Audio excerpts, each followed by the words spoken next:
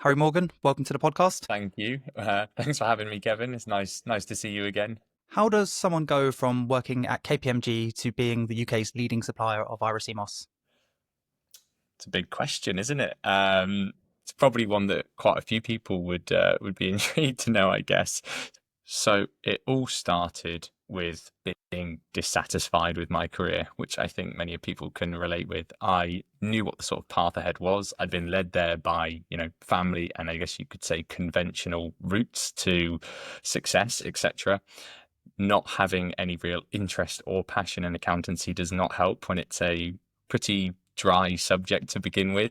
And after, I guess you could say, just a lot of thinking and going through lockdown, it was sort of early points of lockdown, still studying for my exams. Everyone else is, off relaxing. And I had a lot of time to think about what I wanted. I felt truly at the time pretty horrendous. I was very depressed, anxious, spoke to a GP, got signed off for a couple of weeks, trying to figure out sort of, I guess you could just say how I could bring some meaning, some value back into my life, looking for natural ways to start feeling like myself. But really that journey, if you want to know the full story, started many years before when I was at university. I had an autoimmune condition.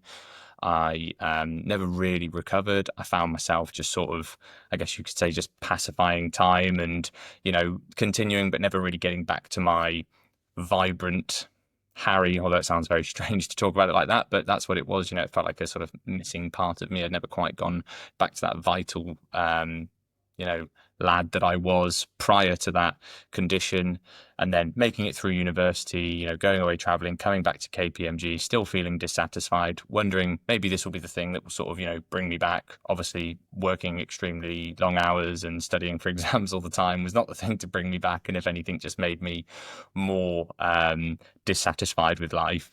And then, being offered antidepressants, deciding that wasn't something that personally I resonated with, even though for some people I appreciate, that may be the necessary course of action. And so I started looking for natural alternatives. I started looking for things that could help me on what I kind of decided would just be a path to getting healthy again. And so that took me down the route, of course, of I was already well aware of exercise and a balanced diet, etc. And at the time, in a sort of microcosm, I think, of Instagram, CMOS was being talked about, and I somehow managed to find myself in that microcosm and started buying myself all these peculiar herbs online, a lot of which have become increasingly popular now, ashwagandha, St. John's wort, sea moss or Irish sea moss, all sorts of different herbs. And I just started to experiment with them.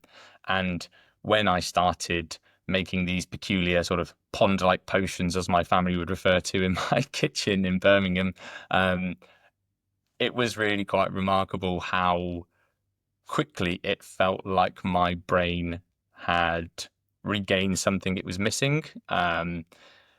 It wasn't, like the only thing that changed in my life, but it very much felt like a sort of an important piece in the puzzle that then allowed me to snowball into other things, like then further improving my exercise and my diet and my lifestyle and my sleep routine. Because ultimately we all need that just sort of one thing to start with that can help move us back in the right direction. I very much love the idea that we're sort of always spiraling slightly up or spiraling slightly down. And I needed something to just help me stop spiraling down, because I really was at a very low place. And so the fact that, that was the thing that started to almost sort of, I guess you could say, reverse that momentum and allow me to start coming back out of this pretty dark place that I just didn't want to be. I very quickly then, just started to reconsider, was accountancy and KPMG right for me at all? Obviously, family was sort of a little bit concerned and going, well, maybe this can be a side project, a hobby or a passion, and the rest of the time you can finish your exams and you can get your chartered accountancy qualification, and then you can decide what you want to do. But over a number of months, I just sort of realized there was no point sort of climbing any further up the ladder, of which I had no intention of being on. So I kind of bit the bullet, and I left my flat in Birmingham with my partner Isabel, who we've now got a lovely daughter together. She was training to be a teacher. We temporarily moved back in with my parents for a few months. I incorporated the business. I started training as a personal trainer. And I just kind of decided I was going to give this whole health, fitness, wellness, whatever I didn't quite know yet, a go. And I guess you could say I sort of had many doubts along the way, but never actually looked back. I'm still on that journey. And at what point, maybe even revenue wise, was your business at before you made that decision? Oh, yeah. I funded the business just off the fact that I had some savings from having worked. And whilst I was, over those first few months of sort of like I was still just working from home at KPMG, I was just pretty much using all my money because my rent and outgoings had basically gone, of course, after leaving Birmingham. And so, yeah, I just put all of that money really into being there, and the business had like non-existent revenue, less than £1,000, I'm sure, a month. But I wouldn't recommend it as a strategy. But of course, COVID was this weird sort of incubator where, because everything had kind of just collapsed and gone crazy, sort of, I guess you could say, so wiping my slate clean of any responsibilities I had. I was still only was I 23 years old? Yeah, I think I was 23 years old. I still felt like I had time on my side to sort of do that. And then very quickly, as I say, I sort of then qualified as a personal trainer, and that was my income, my business. Never, like the Moss Way, never paid me any money. It was only ever me putting money into the business continually, and any money that was made was reinvested into growth. And to be honest, even at this point now, like, yeah, I pay myself a small salary, but like I pay my staff better than I pay myself. And it's all still always about just reinvesting into the business, reinvesting into the products, reinvesting into our customers, and just trying to, I guess, spread the word of something that I know can be incredibly useful and resourceful to many people. We have incredible testimonials from lovely people all the time, and it's just a nice thing to be able to share that. And I feel a lot more pride, and I feel a lot more satisfaction with just what I'm doing, even though, monetarily I would have been much wealthier sticking it out at KPMG. And for someone who's never tried CMOS before, are you able to just share some of the benefits they provide? Yeah, sure. So I would really categorize I get a mini history lesson. So CMOS originally came from Ireland. Rural coastal communities used to gather it during a few sort of months during the year. They would then dry it out in the fields, and they would then often take it throughout the year or give it to their grandchildren and children or themselves when they were sick. So they would use it for like influenza and all sorts of different things. And they would also use it as fertilizer for the fields because it's particularly rich in micronutrients. When Irish settlers moved over to the sort of like warmer regions like the Caribbean, there's a big strong tie between Irish settlers moving into Jamaica and the Caribbean. They would take over Irish sea moss with them because it was such a staple in their sort of lifestyle. And then they started sort of using the term, like there is even an Irish moss drink in Jamaica that contains partly like Irish sea moss, and then finding local sort of similar looking algae, because Irish moss is not a moss, it's an algae, it's a seaweed. It's just got the name Irish moss. Not exactly clear where from, but it does look like moss when you see it drying out sort of on the field. So that could potentially be where. But when it was sort of over there, and I say they found their own species, it then kind of got the name generically of just Irish moss or sea moss. And so now you'll find lots and lots of different people, lots of different companies all selling kind of something under the term sea moss, which is a sort of generic term, but isn't necessarily always the same thing. So Irish sea moss is sort of how we differentiate, and that's predominantly because it can only be grown in the wild on the rocks. Vast majority of stuff that you hear of just called sea moss will be grown in warm water regions on like rope farms. So it's cultivated in a very sort of quick, almost like very similar to sort of battery farming fish, like wild caught salmon versus growing them in little pools in the ocean. That's the sort of model of farming that they sort of is predominantly used in the industry, which is why it's not particularly nutritious, the vast majority of sea moss. But Irish sea moss grown in the wild on the rocks, it sort of extracts its nutrients, whether it's different mineral compounds like magnesium, calcium, potassium, phosphorus. You've got all your essential B vitamins. You've got vitamin D from it drying in the sun, vitamin K. You've got vitamin C. So really, it is a natural multivitamin, natural multi-mineral. It's also full of different compounds called polysaccharides that are great for sort of helping different microbial communities within your gut. They sort of digest and ferment these specific fibers that increase certain things called like short chain fatty acids that are very good markers for your gut health. So often helps people with constipation. Sulfur rich compounds that are very good for people who have like eczema or dry skin. So we hear quite a few people saying they've managed to, I would use the word, resolve their eczema concerns, as well as people just talking about it generically helping with overall energy and vitality, or getting less sickness. We've heard some people saying they were constantly getting tonsillitis, and since using our products, they don't get a sore throat anymore. So it's a really it's a bit of a strong word, but it is a bit of a panacea. It is sort of nature's multivitamin, multi-mineral. So rather than a targeted synthetic supplement like what most products are today, it is a sort of broad spectrum superfood. That's really the best way to describe it. Brilliant. And I'm right in thinking most people consume it with a spoon or in a drink or in some yogurt, but you can also put it on your skin. Is that right? Yes. Yeah. So the seaweed itself, like, is very gel-like in nature, but yeah, most sea moss, whether it's Irish sea moss or sea moss, is made into a gel, and then people are consuming it via a spoonful in the morning or adding it into a smoothie, and then it can also be applied like externally as a skin mask or face mask or even hair mask. Yeah. And I can imagine there was a lot of trial and error at the beginning. Were you making it in your own kitchen at home, or did you always did you have a Initially, I was making it in my own kitchen at home. So initially, it started making it in Birmingham, and I remember, like getting my first little box of like 36 glass jars delivered to my, my front doorstep, and ordering some labels, and they were still at the time you're just ordering a little sheet of labels, and it's I exciting can to be imagine the honest. sea smell in your Yeah, kitchen for all your yeah. neighbours. People wondering what on earth, is going on here, and of course, my family going, "Are you sure you want to leave accountancy to start trying to sell seaweed, of which you've sold, 3 jars on online to a couple of people, maybe up in Scotland or something."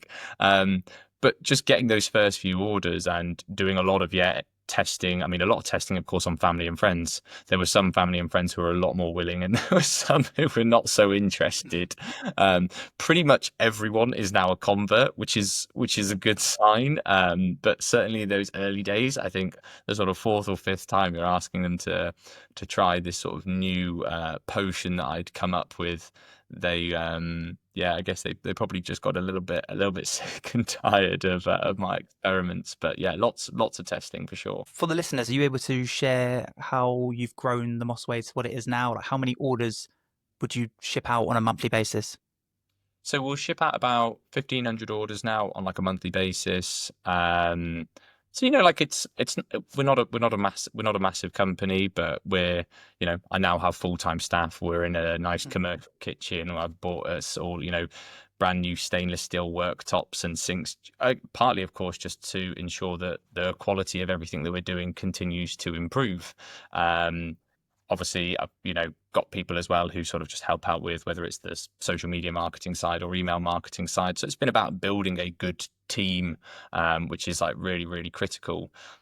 I mean, to be honest, the biggest thing to the growth of the business has honestly been consistency more than anything else. There is no magic like thing that we did there have been certain times when CMOS has been spoken about more in the public and other times when it's not. And, when it's being spoken about more, you hope that you're in a position where, you're one of the people at the forefront who is able to capitalize on some of that. We had a couple of articles, written, whether I think there might be one in the Guardian and one somewhere else. There's like, a few different articles where journalists reach out to us because they'd heard about CMOS and they want to kind of like write about it. Sometimes, it half ends up being like sort of half hit piece, half not. They're sort of saying, oh, CMOS is this sort of new on the edge thing, which like it is on the alternative side of sort of wellness, you could say. But to be honest, I think many things that are alternative are pretty beneficial, and that can oftentimes be sort of found. Just because something's mainstream doesn't mean it's sort of fantastic for you. But yeah, like getting those things which then get you backlinks, which then improve your search engine ranking, do help. But consistency by and large is the most important thing. The fact that we've been going for 5 years and we are doing much better than we were 5 years ago is just because we continued, not because I've done anything special. It's because people have helped. It's because, our customers are nice people who want to support, I think, an honest mission to provide them with good products, and they find great benefit in those products. So, that's really all it is. And I'm very confident that over the next 5 years, we will be able to see, I'm sure, the same growth again, as long as I think I and, the people around me stay sort of true to the ideals of just trying to make good, honest products that help people out in any way that we can. And, we're not trying to, a lot of e-commerce, I think, is just really trying to quicker, sort of buy things in on consignment, get them mass produced in China as cheaply as you possibly can, get very good at sort of, convincing people that these products are the next big thing with no real intentionality behind them of sort of like, does the person actually care about the product? Would they ever even consider using it themselves? We've just seen that whole scandal in the sort of wellness industry around the creatine gummies. I don't know if you've heard about like that, of quite a few big brands being called out, testing showing that their creatine gummies contain no creatine, well, maybe 1 to 2% of the stated amount, and others, just containing considerably less. Obviously, this has all been based off the back end of how can we make wellness as sort of sexy and exciting as possible. It's like, well, you can have this creatine powder in a Haribo gummy, which does sound too good to be true, and unsurprisingly, more often than not, it is. So I think a lot of the time it is just a case of, just like common sense. We all know that common sense has gone a bit, it's become a bit of a rare trait oftentimes, and I think we sort of like to do the common sense approach. You've actually led me quite nicely onto my next question. I think a lot of people listen to this will have a large stack of supplements and vitamins that they take on a daily basis. Do you think we're currently overcomplicating the solution? Yeah. I was one of those guys. I've spent thousands of pounds on supplements. So when I was a young teenager, I was sort of, I was into playing rugby, athletics, going to the gym. I was very competitive with an older brother. I then wanted to be stronger than him. Then I was stronger than him. It was, I now want to be stronger than so and so. And like, so I very much got wrapped up in the world of kind of, particularly early days, the like gym supplements, pre-workout protein, creatine, then you've got BCAAs, EAAs, intra-workout. There's a never-ending list of things. And then, of course, you go to the wellness supplements and you've got your multivitamins, but then you've got your high dose vitamin C and krill oil and, magnesium and this and that and the other. The simplest way to kind of like boil it down, I think, is that I think do you know the sort of the saying of losing the forest for the trees? No, if you talk us through that, that'd be great. So the idea is, like by losing the forest, you're losing the big picture. So you're losing the big picture and you're focusing on a individual tree. And that is generally and this is where I guess some people will say it's like it's more on the alternative side, but there is plenty actually of modern research to back it up. But like sort of nutritional science and our just general approach to healthcare, and to be honest, even really just sort of modern science in general, is a model of reductionism. You know, it's to like remove as many things as possible and isolate down onto just like one variable. However, you know, everyone can appreciate that no one lives a life like that. And so we often find that, we're constantly hearing it's like, oh, this, microscopic compound when isolated is good for X. And then there's this other one that's good for Y. And so people end up building these elaborate sort of supplement stacks for every single little thing that they could sort of possibly be targeted to, rather than a common sense approach, which is just that generally speaking, our diets are rather nutritionally devoid because we're consuming so much processed food. I think like 70% or something of the calories consumed in the UK is now like ultra processed, which is just crazy. And we know that ultra processing anything generally strips it of its sort of vitamin and mineral content. We also then know that when you take isolated vitamins and minerals, without fiber, without things like polyphenols, polysaccharides, they can be and generally are not very well absorbed and assimilated, because you're taking your vitamin D tablet and you're taking your, let's say, I don't know, like calcium tablet and your magnesium tablet. Whereas, for example, like in Irish sea moss, all three of those are contained with then another 80 compounds, of which are all bound together in a whole food matrix, which is often referred to as food synergy. And of course, your body then has a much easier job of assimilating and digesting those things. We oftentimes have very little idea of whether, any of these things are truly working. I never really felt any of the supplements that I was taking working. Yet we've had many, many people telling us that just including Irish sea moss in their diet, they find over a couple of weeks, they're like, wow, I definitely have more energy. They definitely have less brain fog. Their digestion has improved. Oftentimes their stool movements have improved. You know, it's again, you can't always measure certain things. Like I love the idea that they say not everything that can be counted counts, and not everything that counts can be counted. Mhm. And that's often the case, unfortunately, with sort of nutritional science, food science, all these things. We cannot study foods like in their entirety. We can only ever study them when we've broken them down and isolated the vitamin C from an orange. But actually, the vitamin C isolated from the orange is not the same as a vitamin C consumed in an orange, like in relation. That's a really complicated way, but because I think a lot of us need this complex way of understanding things to think it could be correct, we just really need to simplify things. Like forget Mhm. all the artificial supplements. If you think that consuming more artificial supplements, which normally we're consuming because we know that our lives are full of so many artificial things and stresses, etc., that we're like, oh yeah, we want more nutrition in our life. It's like what we need is Mhm. more real things in our life, not more artificial and synthetic things. We have a surplus of artificial and synthetic products absolutely everywhere. And of course, there's now plenty of people talking about the dangers of that, whether it's phthalates, which are causing, a testosterone epidemic in men, or whether it's microplastics and all sorts of other harmful chemicals that seem to be causing a fertility crisis in women. Like there are multiple sort of indicators that our health as a whole has pretty dramatically declined in the last like 20 years, and our lifespans aren't getting any better, and our health spans are getting worse. And I fundamentally think, and from just my own lived experience, have felt that getting rid of unnecessary artificial things. I don't need more supplements in my life. I need a simple routine. I take my Irish sea moss. Sometimes I use a couple of the herbs that we use in some of our formulas. We don't use any Mhm. non-food or herb-based ingredients because I just don't think they're necessary.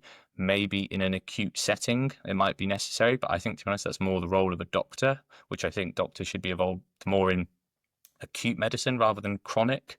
Chronic, I think, is, that's lifestyle practices. That's good sleep, good relationships, good movement, good nutrition. time in nature, and some purpose. Like that's what we need. It's a very simple diagram that we sort of need to fill out as, again, holistically, all related to one another rather than focusing on isolated bits. For the Moss way, obviously you see other companies that sell CMOS as your competitors, but do you see yourself as competing with the whole supplement industry?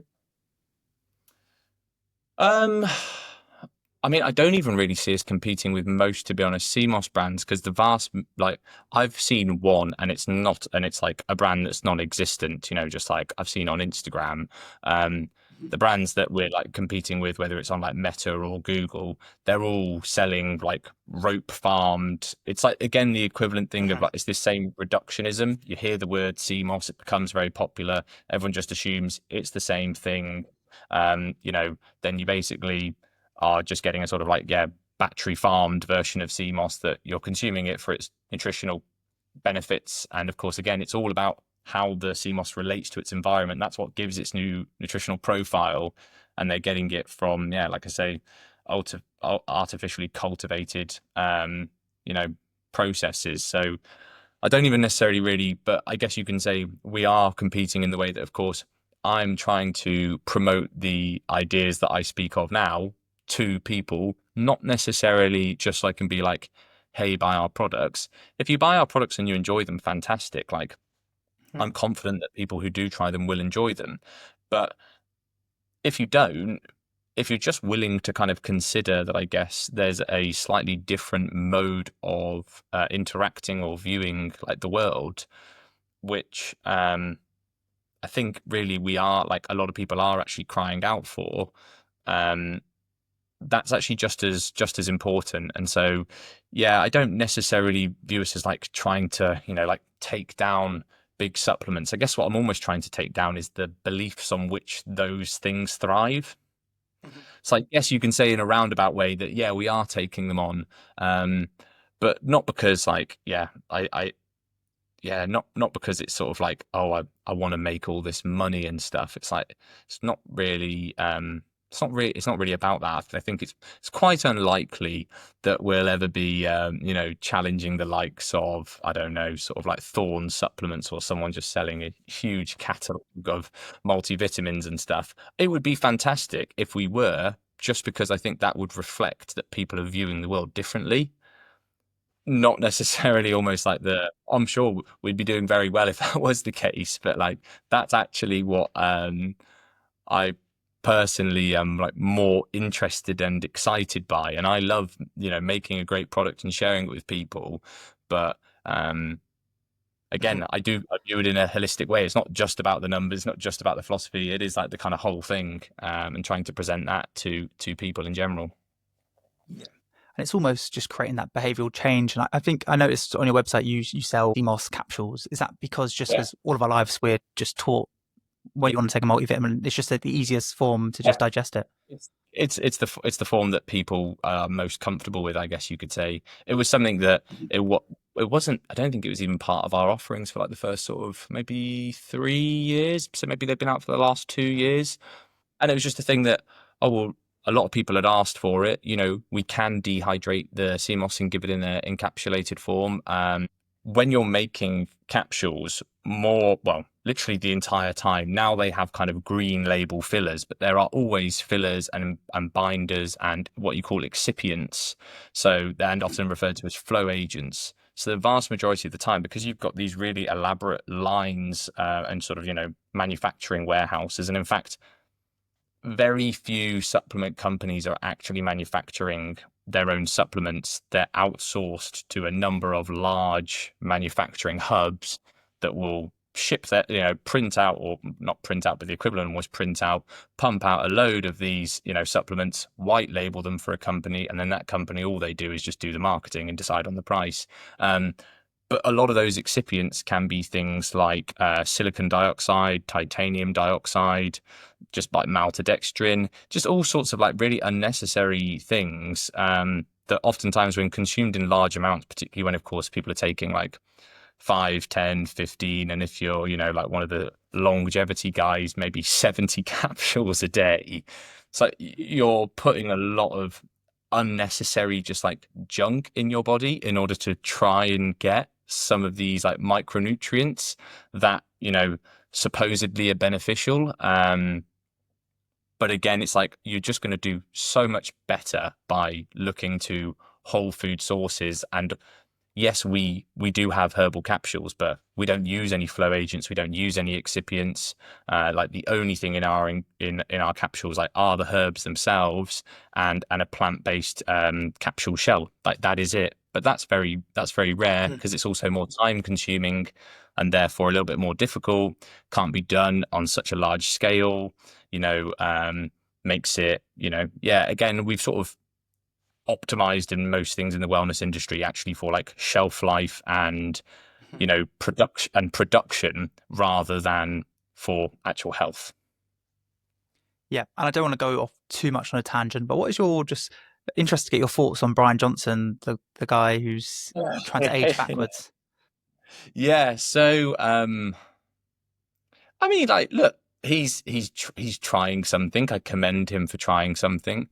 I personally think there's something quite slightly disturbing about the fact that his life is clearly ran by by algorithms rather than his own felt sense. I think that most people nowadays don't feel like they're connected enough to their body, to their breath, to their food, to their family, to their environment. And then we talk about the fact that, there's like sort of, as I touched on earlier, a bit of like a health epidemic in terms of mental well-being, physical well-being, emotional well-being, all these things, and like hormonal health. I don't think the way out of that is by getting less in tune with our body and just outsourcing our responsibility to machines and algorithms. I know that's the way that pretty much the entire industry is going. It's track not just your steps now, but, track your HRV, also track your sleep, track your emotional regulated state, all these different things. I personally prefer to try and just like be more in my body, be more present with what's going on. Like, I think knowing whether you've had a good night's sleep shouldn't, just my opinion, shouldn't come from a score. It should come from a felt sense. Like I've got a 6-month-old, 7th-month-old daughter at the moment. I don't need an electric like sort of band telling me that I didn't sleep very well last night or all of a sudden I did. It's like, I think it's much more important that we have just like a better relationship. They call it interoception. I think most of us, we already are having our sort of, everyone talks about, dopamine and stuff, like how we're constantly all distracted by all these things outside of us. We used to have something like 20 adverts shown to us a day. It was like on average now it's like 5,000, whether it's ads on TikTok, Instagram, Facebook, YouTube, digital displays at the bus stop, digital displays here, digital displays there. Like our attention is always being drawn out, and all these gadgets, gizmos, tracking devices, all they're doing is actually pointing our attention outwards more. I think that actually, in order to sort of live a balanced life, spending more time where our attention is drawn inward is critical. Yeah. And the reason I laugh is I'm a Garmin wearer, and the amount of times I've woke up and I wake up and I feel fresh, and then I look at my score and I think, no, I'm shattered. I've had a terrible night's sleep when I felt amazing. Yeah, I think that's another problem with them. Like one of the lads who used to work here, like he'd come in because he was very excited that his HRV was finally up on Whoop. He was like, oh, so it's always like 40s, like and now it's like 70. And I've done a lot of looking into most of these areas, and I was like, I'm pretty sure that if your HRV is suddenly moved, it's more likely than not that you're actually ill rather than really prepared for a heavy workout, and his band was telling him time to go for a heavy weight session. And the next day, of course, I got a text in the morning saying, I'm under the weather, I can't come in today.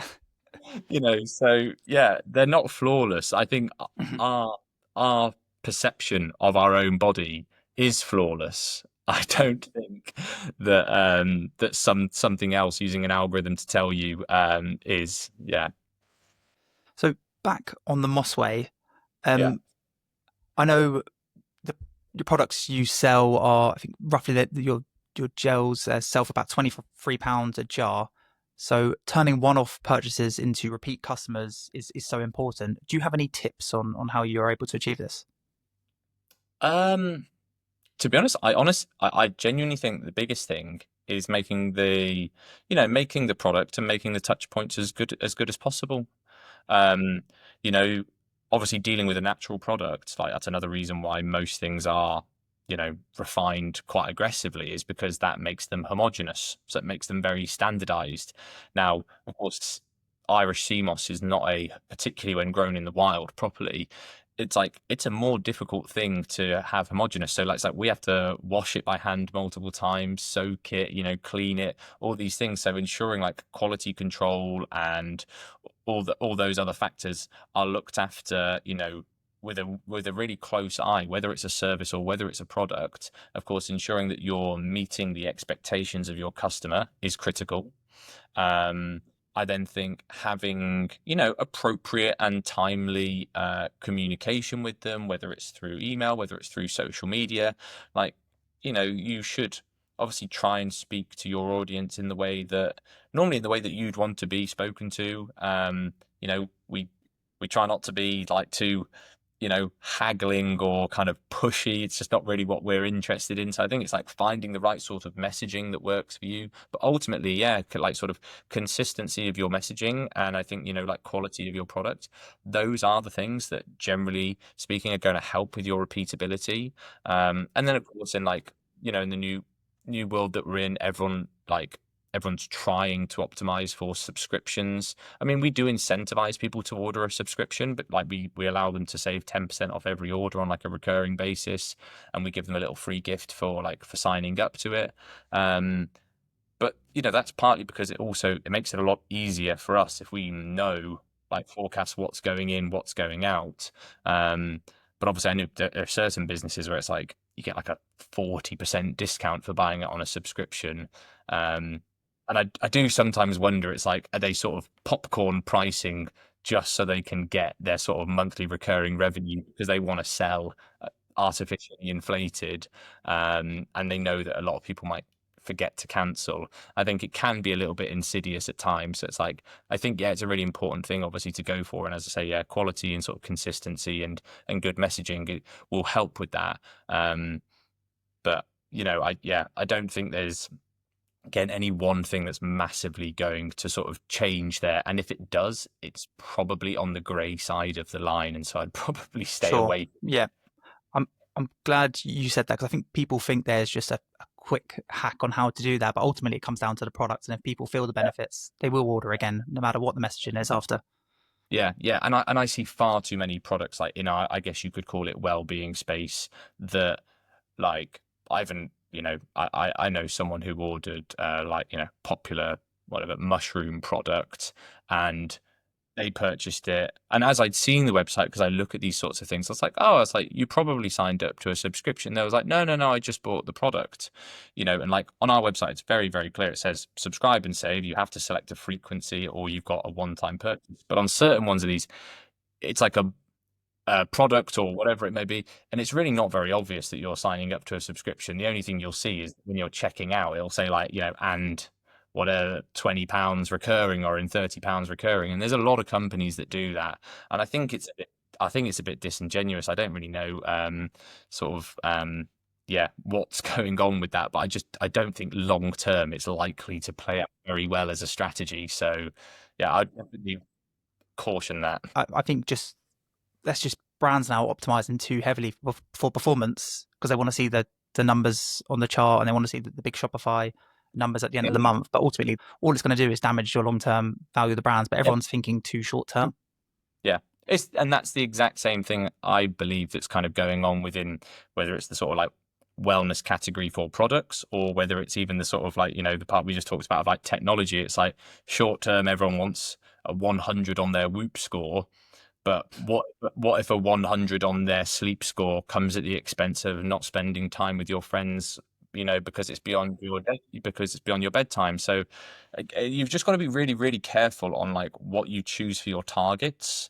And it goes back to that quote again of like, not everything that can be measured matters, and not everything that matters can be measured. Mhm. There's a few ways of saying it, but like, yeah, so like knowing what, sometimes it's just like you can get a good feeling that things are moving in the right direction, and you can't always track it that clearly, and that can be okay. But most of us, of course, are really like wedded to our data and like to make us feel comfortable. Your Irish emos is very natural, which is great, but with that comes some challenges. And one of them I just wanted to quickly speak about is the shelf life. I remember you mentioning it lasts Yeah, yeah, about 3 weeks. sure. Has this been a challenge for you? Yeah, yeah, of course. Like short shelf lives, in recently in the heat, like we've tested the products like really rigorously, and even when we've gone way, way beyond our shelf life with the like microbiological lab where we do our testing, we never find any pathogenic species of bacteria. It's not like it's never going to turn dangerous, but what you will see in the same way you'd often see with, of course, like, I don't know whether it's like a bananas have that like black spotting. You can start to see like minor spotting on the products, and eventually like you will start to see like yeast and mold and stuff. But when we had a serious like the sort of serious heat wave, and products that were getting delayed in Royal Mail, they were just sat in the heat, and they're basically clearly fermenting and like going sour, and people were saying our product taste off. We've then had to, now I'm by hand putting ice packs in with every order, which Mm. is like added quite a bit of labor to what we're doing. But of course, if we were to go ahead and pasteurize our products, like I'm sure a lot of people would, or you go and, like just artificially strip it down or refine it, you wouldn't have to worry, because you could quite easily, if you killed all the microbes in there, which is basically what every health product does, all of their Mhm. products um, are all devoid of microbes, because otherwise, like, they wouldn't have such long shelf lives, or at least generally speaking. We could strip all of those, but it's like that is part of the product. That is part of the beneficial kind of aspects of the product. So it definitely is a challenge, but I do think that it's actually also a opportunity, and also a sort of like USP of the product. It's like, I think, a lot of these things, if you look at, there's a really good company, I can't remember what they're called now, but they sell like fantastic kefir, like that's been made, with like goat milk. And theirs has got a very similar, I bought some before, and theirs is very similarly, I think it's only got like a 2 or 3 week shelf life. And of course, some people are going to find that, oh, that's annoying, it's got a short shelf life. I don't want that, But again, most things in life, generally speaking, are like, if they're worthwhile, they're often not that convenient. Like, it's Mhm. not convenient for, us to train in the gym 4 days a week, or to go to bed on time rather than staying up and watching that TV program that we want to watch, or, for me to spend my Sunday afternoon prepping lunches for me, and my partner, so that we can make sure that we eat healthy, lunches throughout the week when we don't have any time. Um, like, that's not convenient, but it is the right thing to do, in my opinion. So again, it always kind of just matters on what you're shooting for as your target. Yeah, so you mentioned you fairly recently became a father, and I'm interested to know how you find balancing business growth with parenthood. um, they're probably not the most aligned, I'll be honest. They are slightly at odds with one another. Yeah, it's like it. Like, I'll probably now speak like I've been a parent for 20 years, and I've only got a 7-month-old at home. But things all the cliches become true. So there's no point me really rehashing any of the cliches. It has undoubtedly changed my life for the better. Um, it is actually, if anything, as well, helped me realize that the way I'm doing things, like I know that I could have optimized for a more viral product. I could have optimized for a more shelf life stable product. I know what the trends are. I know kind of like where things are slightly going. I could have made CMOS gummies. I could, like, there's a million things that I could have optimized for. And, move things around to based on subscriptions and stuff to just kind of like optimize for cash and revenue. But actually, it's like having a child and like like having a young daughter. It's actually made me pleased with the choices that I've made, because ultimately, it's like you really do start to view like, well, what is the world that they're going to grow up in? And like, we're all voting, whether we like it or not, every day with the activities that we partake in. Mhm. That is how we vote for the world that we sort of want to create. We're all, token holders, and we all get to collectively put our tokens down. If everyone decided to stop scrolling Instagram and, let's say start litter picking, well, we'd have a, probably much, much less anxious, much cleaner world. I'm not saying like, I'm holier than thou, and do you know what I mean? Like, I'm infallible. I constantly make mistakes. I will hold my hands up. I'm not perfect. We all try our best, but I'm glad that I'm sort of like, I guess you could say, voting with what I believe and genuinely feel to be the sort of like right things to be pushing forward and to be promoting. And like, it's definitely not easy raising a young child and balancing, then working as a business owner. I'm very grateful to my staff who helped me, like have some time off and support my partner whilst, after the birth. I would actually do if anyone is got a partner who's pregnant or is pregnant themselves, I would highly recommend hypnobirthing. It's another slightly alternative thing that me and my partner did, but was absolutely fantastic. And she had a very beautiful, wonderful birthing experience. And I know that's not always possible for everyone, but I think if you can, again, place any votes to make it more likely that that's what you are to experience, I think we absolutely should if we can. Um, and and I guess no, don't have a child if what you want is to increase your revenue. It's unlikely to be congruent. We've been relatively flatlined since my little princess has arrived. But I'm okay with that, and I'm confident that as the sort of dust settles and she settles into her routines and whatnot, that things will come again. And also, I don't know to say that that's just necessarily, of course, because I'm now a father, or whether there's always a million factors going on at once. But yeah, I would say it definitely does make it challenging, and I think you just have to um hope that you've got a good support network, communicate well with your partner, and maybe give yourself a bit of slack when you sometimes need it, and cliche of get as much sleep as you can. Yeah. I'm just going to finish on the legacy. Your business has grown a lot in the last 5 years. Where do you see the Moss Way in another five? I'd just like to see us, in more people's fridges who share the values that I firmly believe in. Um, I'd really love it if we could have more of a, community. I'd really love the potential to whether it be sort of like meeting up or running some sort of wellness events or retreats. Like I said previously, like I did do in-person work. I worked as a personal trainer for a couple of years. Um, I really strongly value sort of like in-person connection. And I think I'm very confident that the people who buy my products will also share a similar worldview to me, because they are quite peculiar products, and so I would really love to connect with those people.